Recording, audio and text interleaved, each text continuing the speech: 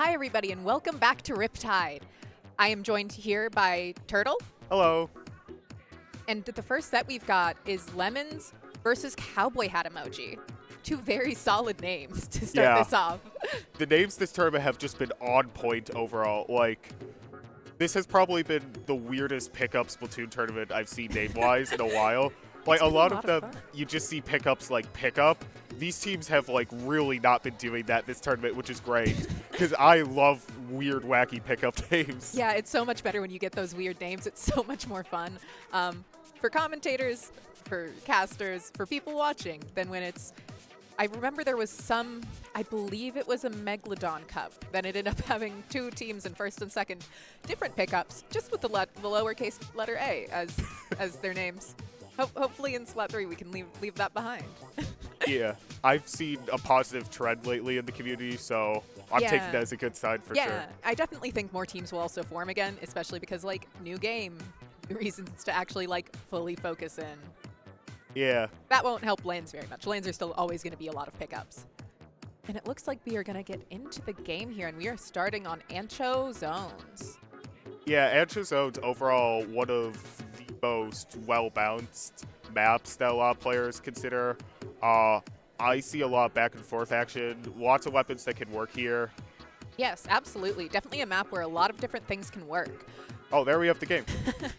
And we are seeing a heavy deco come out, not a weapon you see very often, and a vanilla roller. Very exciting in two different flingzas. Spicy. Oh, wow.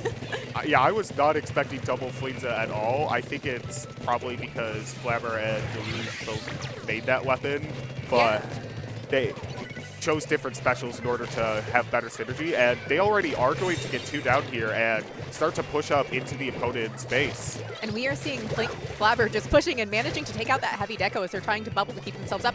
Probably going to get the zap here. Yep. And the triple. Another. Oh, and a quad. Wow. Just Flabber just fully moving in here, knowing exactly where to stand. That is the 5 penta. people. And they still have those missiles ready just to use whenever they want. They might not need them many times, though. He's still going. That's 6. The other Flings is standing behind their wall, doing what they can. Probably just going to hold this area. It seems like a pretty solid spot for them. They can deal with that area on left ledge pretty well. Keep an eye on that fan, reaching it easily. And they have, and it looks like this heavy has bubbles at the ready, but I don't know what they're going to be able to do with them, really. They're probably going to try and get the pop and see what they can force.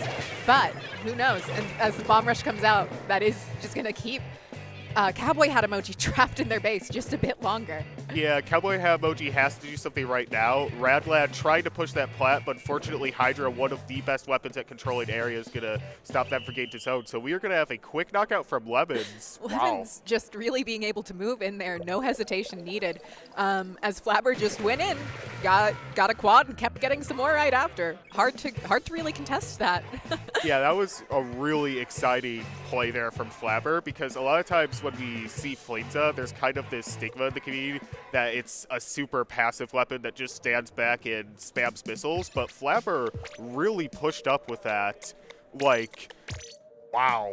Yeah, it was really exciting to see. Always nice to see people doing something that is not as expected, especially in a comp where there are two Flingzas and a Hydra and a Zap. One of the Flingzas is probably going to have to be pretty aggressive, generally. Yeah, but I would normally expect the Bomb Rush Flingza to be more aggressive, but I really liked how Lemons played that, having kind of both Flingzas take the frontline role rather than having one go up, one stay back. I think that's a really good way to use the weapon, considering that it works really well both as a painting backline and a frontline, so you can kind of split that up really easily. Absolutely. Do you expect to see any major comp changes for TC Inkplot?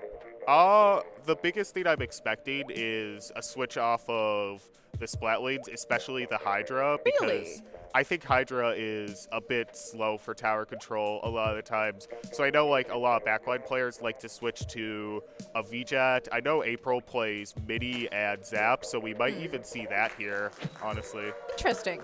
I personally think heavies work really well on this map. Yeah, especially Booyah Bomb and Heavy Stingray to Remix. stop tower. Yeah, Heavy Remix is just so solid on tower control. I think I understand why it fell off, but it is a bit sad that it did.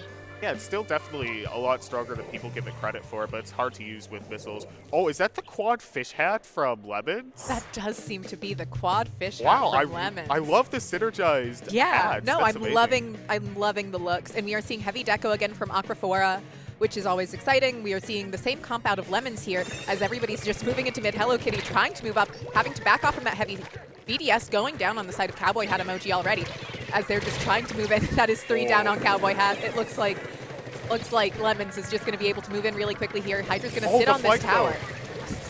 They are able to pick off the flank easily, and missiles do come out from Lemons, getting ready to push into their base. However, Katie on that top left area is holding it together for now.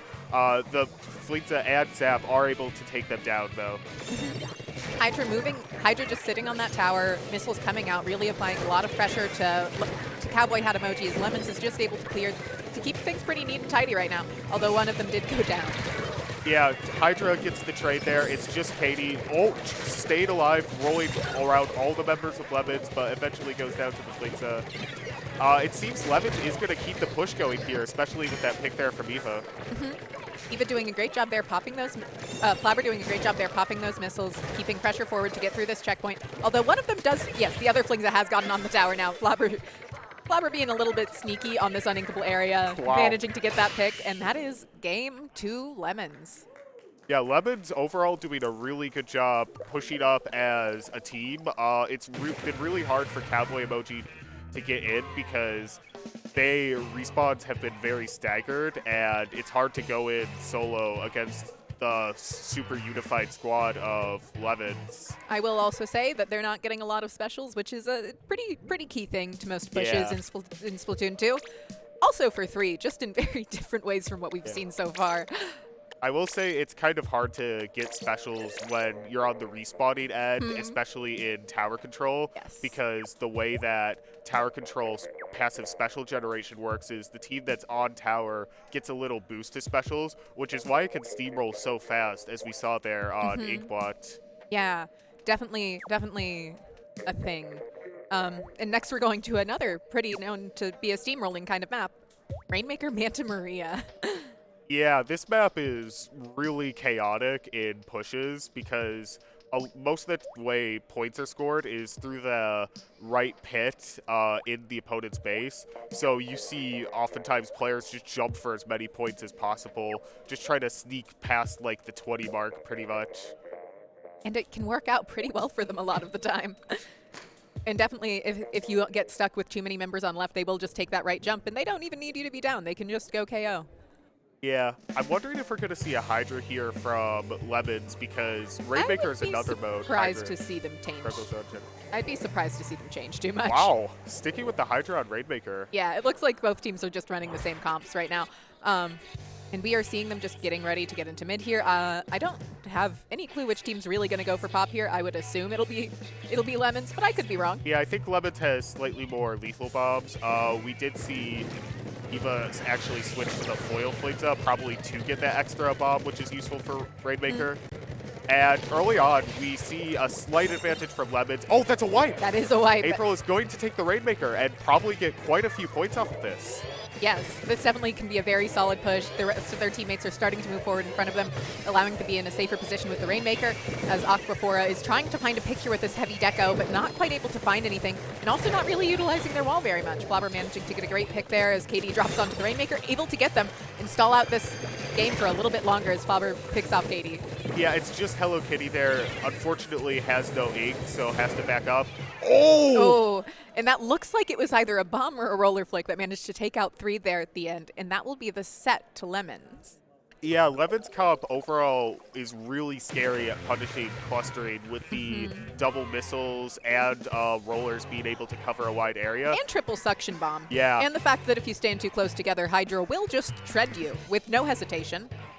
Yeah, overall, it was very difficult there for Cowboy Hat Emoji to get back in with how well Lemons was at making sure they were positioned at the best spots possible. Also, I just want to point this out.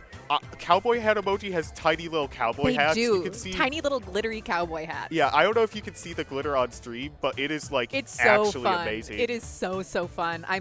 it really shows that a lot of the experience of LANs is just people coming together with their friends and just having a good time. Yeah, I love how both of these teams had like synergized hats in different ways.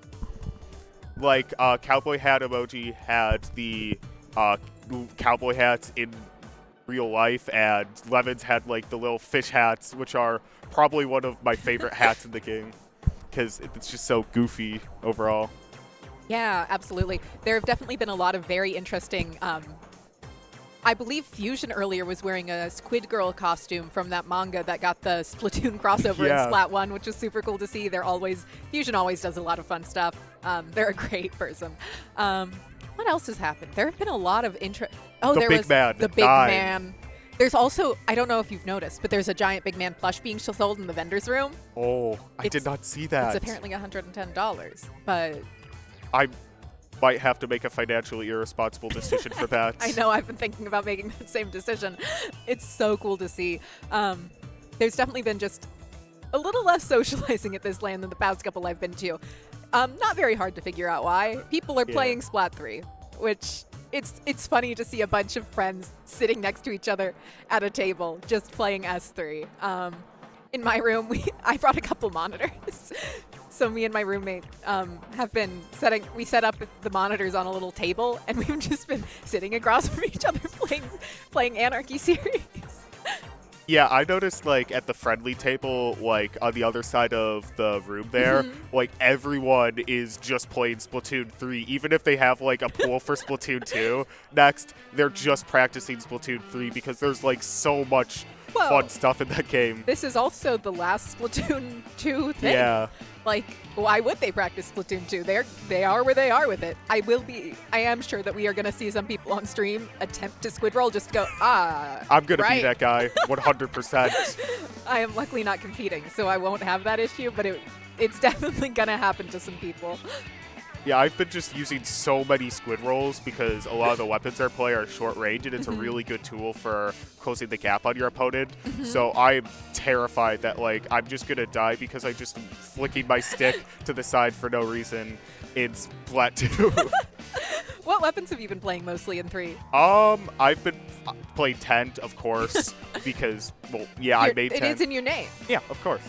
I've also been playing Brella. I've really liked Brella in Splat 3 because, while it still does have the damage nerf that means it has more pellets required to splat, it does have what feels like more effective range because you can hit the max pellets from further, which makes it really nice. And also, I really like how Squid Roll interacts with Brella because closing the gap. So I've been playing Brella a lot. And Tri-Slasher 2, I play it in Splat 2 as kind of a help Tent doesn't work here weapon, but it's really nice in Splat 3 because it's a lot more fun because I think Inkjet's a really fun special to use compared to Armor. Like, Armor's great, but it's not that fun to pop it. As somebody who played Junior till Max Turf and for most of Splatoon 2's lifespan, Armor's gone. I'm glad. It's nice. It's good. It's gone. I'm glad. It's nice. Yeah. It's really nice that now there's more supportive specials than just Armor, because it felt like in Splat 2 a lot of the time you had to run Armor. It was Missiles and Armor for support specials, yeah. Always exciting. But now we've got Vacuum, we've got Tacticooler. Tacticooler sure is an adventure. Yeah, I've heard a lot of mixed things about Tacticooler. At first, people thought it was, like, so broken, but now, honestly, I feel like it's a lot... not as good as, like, people think it is. Like, it's still really good, but I think with a lot of, like, more passive comps, like teams that run Chargers, I think you can get away with not running it, honestly. I don't disagree. I think it is a meta-defining special, but I don't think it will be necessary to have in all comps. I think there will be comps that can counter it to make up for it being meta-defining. Yeah, for sure. There is no way of claiming that it is not strong, though. It does. It definitely is strong. So much. And then, like, the fact it blocks off everything, too. Yeah, the fact that you can use it as a shield is really what gets me. I'm like, okay, you can give all these buffs, but you're also not breakable? Yeah, that's, like... Nintendo is going to fix that, I'm sure. You never know. You never know what Nintendo's going to change. It took them so long to fix Stingray after they buffed it the first time. Yeah, I'd be, like, really surprised if they don't, because I feel like what I noticed a lot in Splat 3 yesterday is people would just use it on the tower and then just hide in it to get like free points, and there really wasn't much you could do about that. To be fair, it doesn't seem like they mind things being able to move with the tower, considering Big Bubbler. Yeah, I think Big Bubbler is kind of intended to be that, though. It is, but Tacticaler, they made it to not be breakable, so... Hopefully that gets fixed. I've been having a lot of fun with Wavebreaker when I've been playing heavy sometimes. Yeah. I think Wavebreaker is a really, really neat special, and I don't know if you've noticed this, but it does a lot of damage to Rainmaker Shield. Yeah, it's like really... I was not expecting it to be super strong because I'm like, oh, it only does like, 30 damage. You can jump over just it. like Echolocator, like, it doesn't seem like it would be that exciting. But yeah, but it's been like really fun when I've been playing around with a Wavebreaker in Splat 3, because what would happen is it would, if not forcing opponents to be tracked, it would force them to like jump out of the ink, which would like basically mean that I can get like a setup on them, whether that's like picking them off or whatever. yeah, absolutely. It definitely, it's a forced movement special. Yeah. Like missiles, but in a completely different way. It's really, really interesting to see how people are using it and playing around it right now. I've been having a lot of fun with, oh, I'm going to forget the name of the bow I've been using. That's so fun. It's the floating bow. That's not a helpful statement, though. Is it the one with missiles or the one with... It's the one with Killer Whale and Toxic yeah. Mist. Oh, I don't know the name of it either. I've said it so many times, but now that I'm wanting the word, it's gone. That is how that goes, though. But bow's been... I definitely think it has a place. I have a friend that's been doing a lot of Respawn Punisher Charger, playing around with that ink back a lot and just taking advantage of the fact that they can set up free jumps and kind of just entry for free using the ink back. Yeah, it's honestly so cool that a lot of backlines have access to specials that can actually help push. Like Wavebreaker, for example, I think people think of it as a defensive special because it controls area, but it certainly can be aggressive. Yeah. You can throw it at your front line and get a way to break into the enemy's positions. Yeah, for sure. It definitely feels like specials are less strictly defined in regards to what they do this game. Yeah, I love that, honestly. Yeah, it feels so much more free-flowing, which has been so great. Yeah, also, I feel like specials are just more fun to use in this game. Like, it's so fun to just use the Zipcaster, yeah. Yeah, the Zipcaster seems so fun. I have not used it much, but it's so funny to just see people. It's almost teleporting around the map, really. It's just so awesome that you can just reach any aspect of the map and still use your main weapon. Like, yeah, it's so cool to see. And then that along with Inkjet just creates such mobile specials, which is exciting. And from what I've heard from people using Inkjet, they tend to like it quite a bit more in this game. Yeah, I've used it on Try a lot. It's honestly a lot more fun to use than Splatoon 2 Inkjet so far, especially because there's no armor.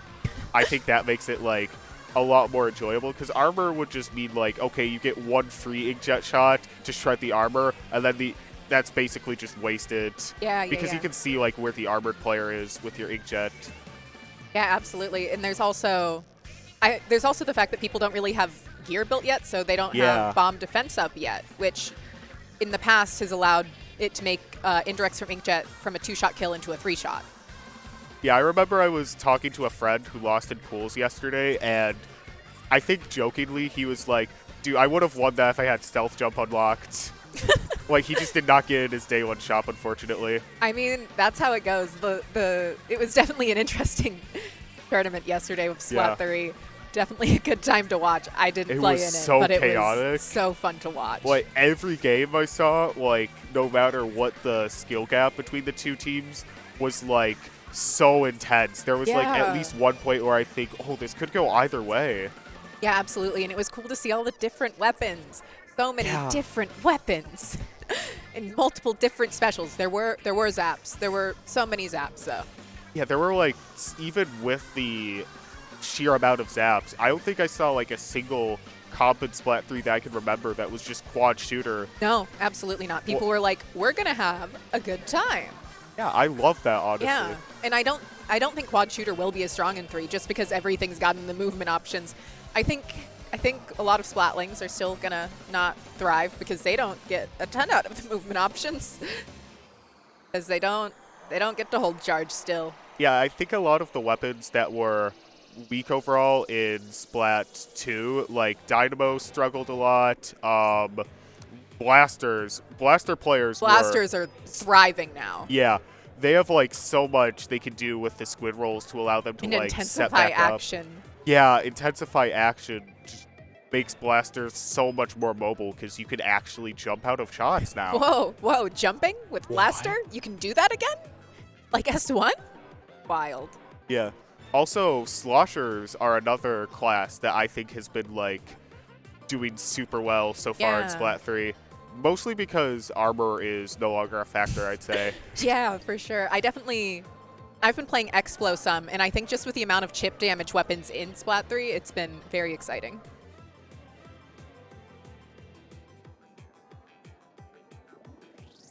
And we're going to be back in just a few minutes with round 2 of this group. Make sure you tune back in. Yep. Quick break. See you.